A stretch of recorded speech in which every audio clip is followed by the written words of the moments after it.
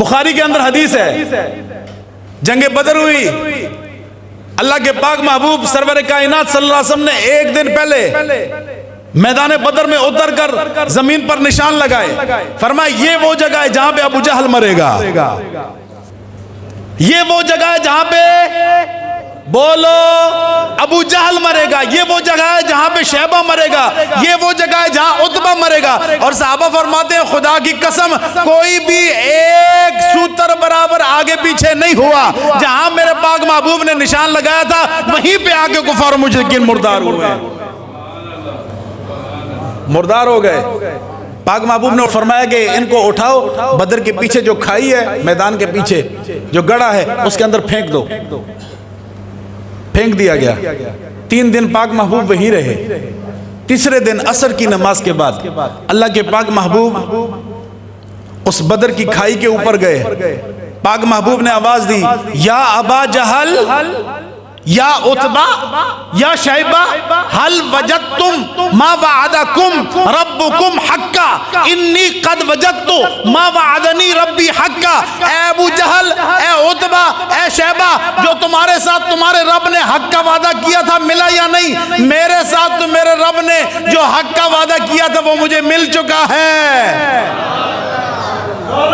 इमाम कुर्तुबी अत-तज़किरा फी अहवालिल मौता व उमूरिल आखिरा के अंदर आप इरशाद फरमाते हैं, आप फरमाते हैं कि हज़रत उमर रज़ियल्लाहु अन्हु डरते डरते अर्ज करते हैं, या रसूल अल्लाह सल्लल्लाहु अलैहि व आलिहि व अस्हाबी वसल्लम, या रसूल अल्लाह आप किससे कलाम कर रहे हैं जो 3 दिन पहले मुर्दार हो चुके हैं, जिनको बदर की खाई में फेंक दिया गया था? या रसूल अल्लाह आप उनसे कलाम कर रहे हैं ला अरवाह फीहा, जिनके जिस्मों में कोई अरवाह नहीं है। अल्लाह के पाक महबूब ने इरशाद फरमाया, वल्लज़ी नफ्सी फरमाया कि उस रब्बे जुल जलाल की कसम है जिसके एक दस्ते कुदरत में मेरी जान है, फरमाया कि तुम इनसे ज्यादा नहीं सुनते, जितना तुम सुनते हो खुदा की कसम ये भी सुनते हैं, मगर ये जवाब देने की ताकत नहीं रखते। सोचने की बात ये है, सोचने की बात ये है, बुखारी में भी है और जनाब इमाम कुर्तुबी भी इसको बयान कर रहे हैं। अब सोचने की बात ये है, अबू जहल मर जाए, उतबा मर जाए, शैबा मर जाए, ये बड़े बड़े काफिर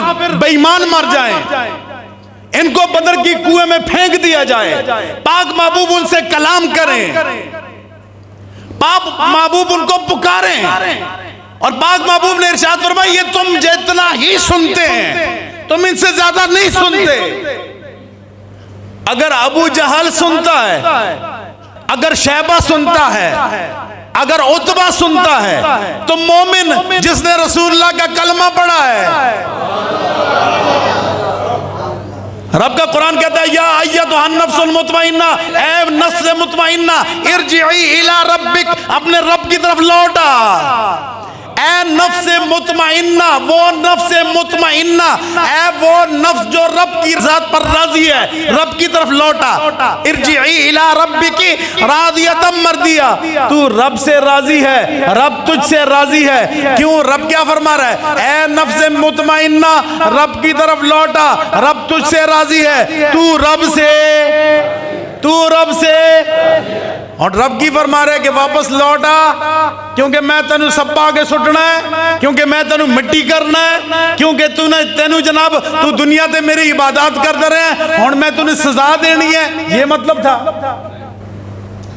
यहां पे तो अगर एक आम बंदा किसी को मेहमान, किसी के घर कोई मेहमान बनता है तो वो भी मेहमान नवाजी करता है, तो रब अपने बंदे की मेहमान नवाजी कैसे फरमाएगा कि आजा मिट्टी नाल मिट्टी हो जा? नहीं, फरमाया कि तूने मेरा कलमा पढ़ा है, फदखुली फी इबादी, दाखिल हो जा मेरे बंदों में, फदखुली जन्नती, और जन्नत में दाखिल हो जा। वो तो जन्नत दाखिले वास्ते रब बुला रहा है मोमिन को जन्नत में दाखिले के लिए, और तुमने क्या दिया? मर गया, खत्म हो गया, जिस्म भी खत्म हो गया। कोई समझ आ रही है कि नहीं आ रही? सोचने की बात यह, अबू जहल मुर्दार हो जाए, शैबा मुर्दार हो जाए, उतबा मुर्दार हो जाए, पाक महबूब उससे कलाम करें, तो फिर मोमिन का हाल क्या होगा? जिसने रसूलुल्लाह का कलमा पढ़ा है, जिसने फजर नहीं देखी, ठंड नहीं देखी, सख्त गर्मी भी नहीं देखी, अपनी नींद की परवाह नहीं की, मजदूरी छोड़ के नमाज के लिए आया है, जो रातों को जाग कर रब को राजी करता रहा है, जो हराम से बचता रहा है, जो झूठ से बचता रहा है, जिसके सामने आशीषें मौजूद थी लेकिन वो हराम की तरफ नहीं गया, उस मोमिन का हाल क्या होगा? बोलो। अच्छा, अगर आम मोमिन सहूलत में है तो फिर वली दा हाल की होना है? अगर वली सहूलत में है तो फिर सहाबी का हाल क्या होगा, जिसके बारे में रब फरमा रहा है कि वकुल्लम वअदल्लाहुल हुस्ना, सबके साथ हमने हुस्ना का वादा कर दिया है, उसका हाल क्या होगा? अच्छा, सहाबी अगर सहूलत में है तो सहाबा में आला सहाबी अबू बकर, उमर, उस्मान, अली का क्या हाल होगा? अगर ये सहूलत में है तो अंबिया और रसूलों का हाल क्या होगा? अगर वो सहूलत में है तो इमाम